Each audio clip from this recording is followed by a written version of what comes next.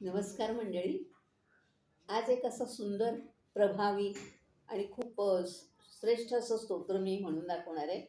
घोर कष्टोद्धरण स्तोत्र. टेंबेस्वामी महाराज, वासुदेवानंद सरस्वती महाराज यांनी स्तोत्र लिहिलेले आहे. जीवनात येणाऱ्या दुःखांचे, संकटाचे निवारण व्हावे आणि त्यांना सुख लाभावे यासाठी श्री वासुदेवानंद सरस्वती महाराजांनी घोर कष्टोद्धरण स्तोत्राची रचना कुरवपूर येथे केली.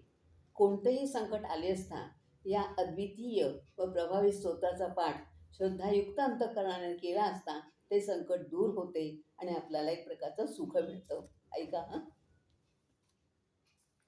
श्रीपादश्री वल्लभं त्वं सदैव श्रीदत्तास्मान् पाहि देवाधिदेव भावग्राह्य क्लेशहारिन् सुकीर्ते घोरात् कष्टात् उद्धरास्मान् नमस्ते त्वन्नो माता त्वं पिता प्तोदीपस्त्वं त्राता योग क्षेमकृत् सद्गुरुस्त्वं त्वं सर्वस्वं नो प्रभो विश्वमूर्ते घोरात् कष्टात् उद्धरास्मान् नमस्ते पापं तापं व्याधिमादिं च दैन्यं भीतिं क्लेशं त्वं हराशु त्वदन्यं त्रातारन्नो वीक्षयीशास्तजूते घोरात् कष्टात् उद्धरास्मान् नमस्ते नान्यस्त्राता नापि दाता न भर्ता त्वत्तो देव त्वं शरण्यौकहर्ता कुर्वात्रेयात् नुग्रहं पूर्णराते घोरात् कष्टात् उद्धरास्मान् नमस्ते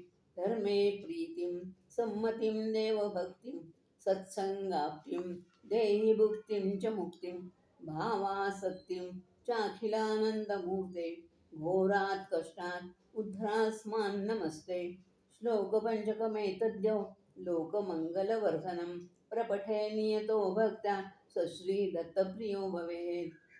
हे स्तोत्र जेव्हा आपल्याला खूप मोठं संकट आलेलं असतं, खूप आपण अडचणीत असतो, तेव्हा हे स्तोत्र 11 वेळा म्हणायला देखील त्याचं आपल्याला फळ मिळतं. धन्यवाद.